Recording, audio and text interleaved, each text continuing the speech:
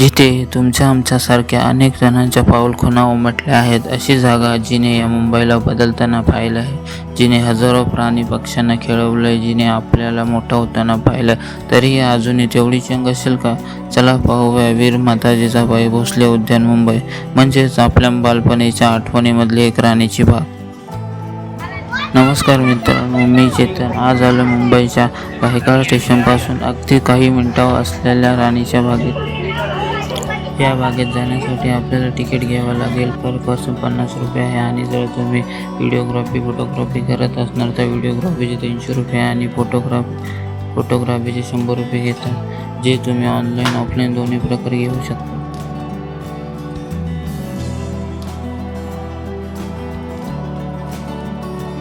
फक्त निसर्गप्रेमीच नव्हे तर अनेक सामान्य लोकांच्या प्रेमामुळे राणीच्या बागेला अगदी घराघरामध्ये प्रसिद्धी मिळाली.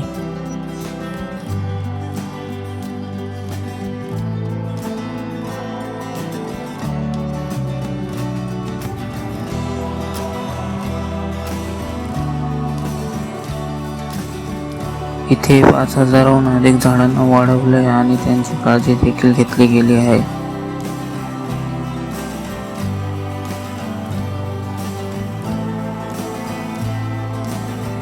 मुंबईसारख्या सिटीमध्ये एखाद्या जंगलात असावं असं इथल्या प्रत्येक प्राण्याला आपल्या हक्काचं घर मिळालं आहे. मला आळशी समजू नका असं म्हणतोय अस्वल. चला पाहूया काय करतोय हा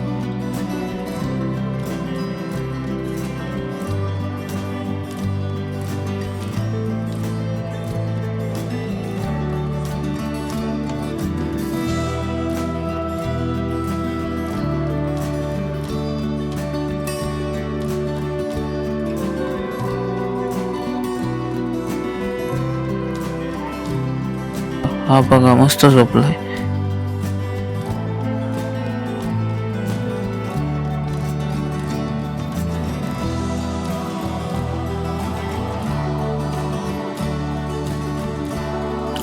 पुढे वाघ आहे. माझ्या लहानपणी घरच्यांनी मला राणीची बाग दाखवली इतकं मला आठवतंय, पण तेव्हा काय काय पाहिलं होतं हे काय मला आठवत नाही.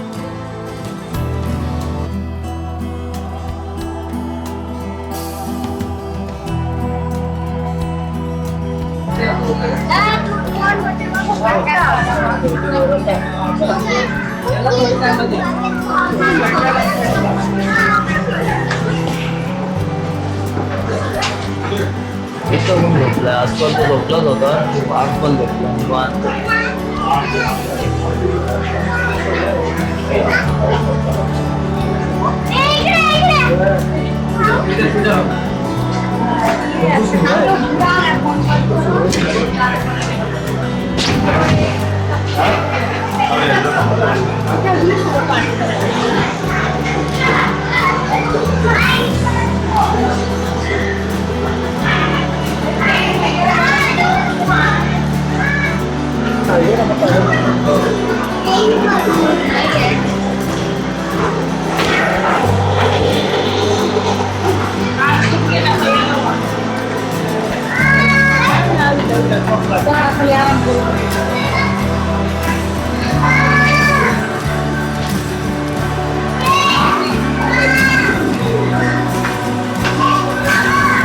परिवारानं समोर मोठं राणीचं बाग पाहायला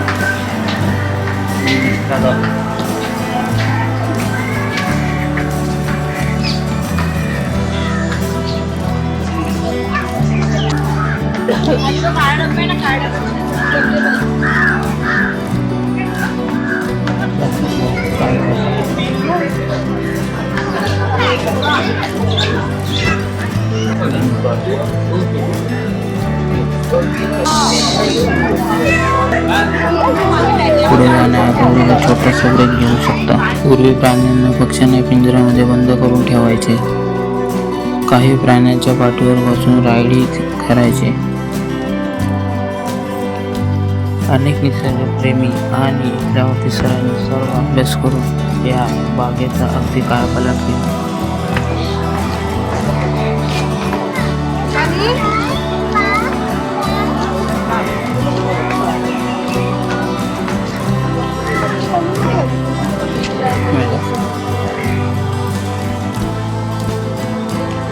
इथले निसर्गाचा रंग पाहून अगदी फ्रेश वाटतंय. सगळा थकवा निघून जातो. लहान मुलांना हवेशी वाटणारी आणि मोठ्यांना रिलॅक्स करणारी ही राणीची बाग, जी मुलांना निसर्गाचा एवढ्या जवळून अनुभव घेता येतो एवढी माहिती देते. यामुळे शिक्षक आणि पालकांना होणारा समाधान ही इथली गर्दी सांगते.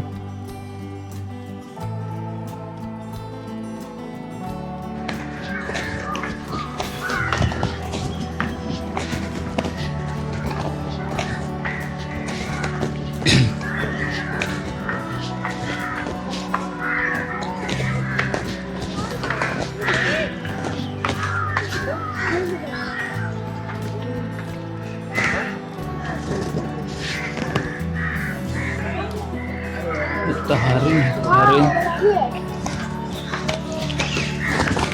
आता चला पेंग्विन बघायला.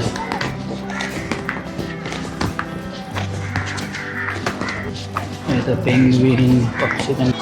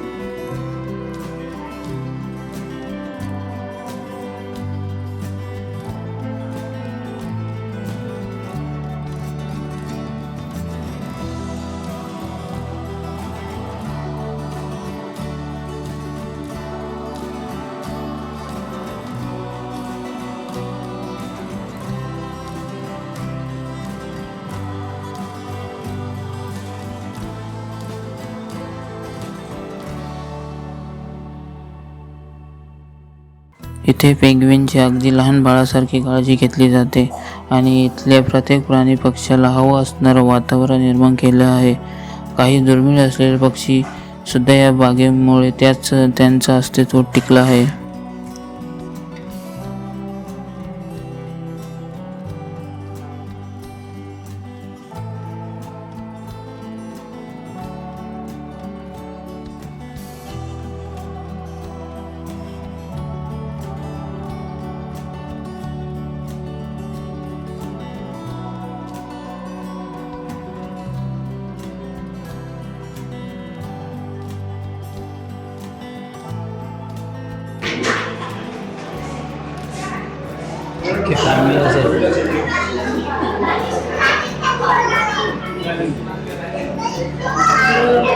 प्राण्या पक्ष्यासोबत आपल्यासारखे निसर्गप्रेमी आणि टुरिस्टची काळजी देखील घेतली आहे. जागोजागी लावलेले इन्फॉर्मेशन बोर्ड, तसेच हॉटेलची सोय, ड्रिंकिंग वॉटर, वॉशरूम आणि बसण्यासाठी बाग सुद्धा आहेत. लहान मुलांसाठी वेगवेगळ्या ॲक्टिव्हिटीज सुद्धा आहेत. या सगळ्यामुळे आपली सुट्टी फुल वसूल होण्यासारखी आहे.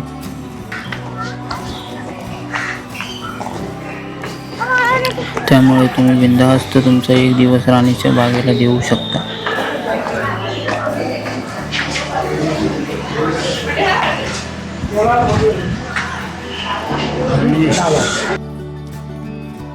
प्राणी आणि पक्ष्यांना निसर्गमय वातावरण वाटावं असं जंगलच तयार केलं आहे.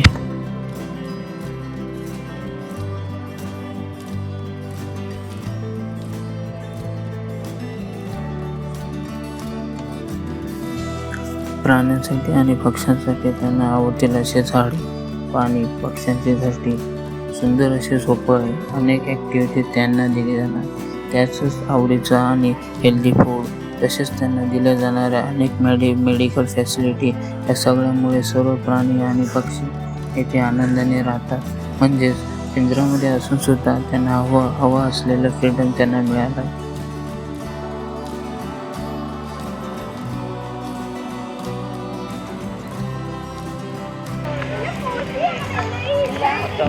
मी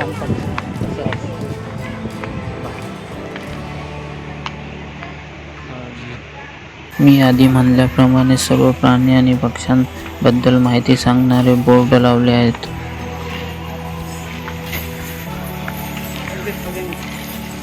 बघा, पक्षी उडून नको जा म्हणून त्यांनी लावले. किती मोठं आहे.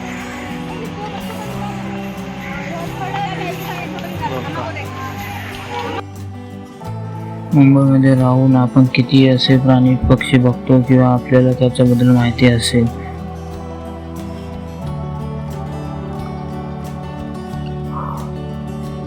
एवढा वेळा आपण बाहेरून सगळं पाहत होतो, पण इथे आल्यावर कळलं की येथे आपणही पिंजऱ्यामध्ये आहोत. म्हणजे असं वाटलं नाही की एवढं मोठे जंगल, इथले मोठमोठे पक्षी, झाडे, पाणी हे सर्व एक खूप मोठ्या पिंजऱ्यामध्ये आहे. आणि यावरून पक्ष्यांना दिली जाणारी फ्रीडम आणि घेतलेली काळजी दिसून येते.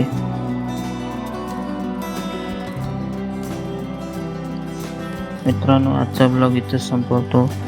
जर तुम्हाला व्हिडिओ आवडला असेल तर लाईक करा, चॅनलला सबस्क्राईब करा, बेल आयकॉन दाबायला विसरू नका. पुन्हा भेटूया एका नवीन व्हिडिओमध्ये.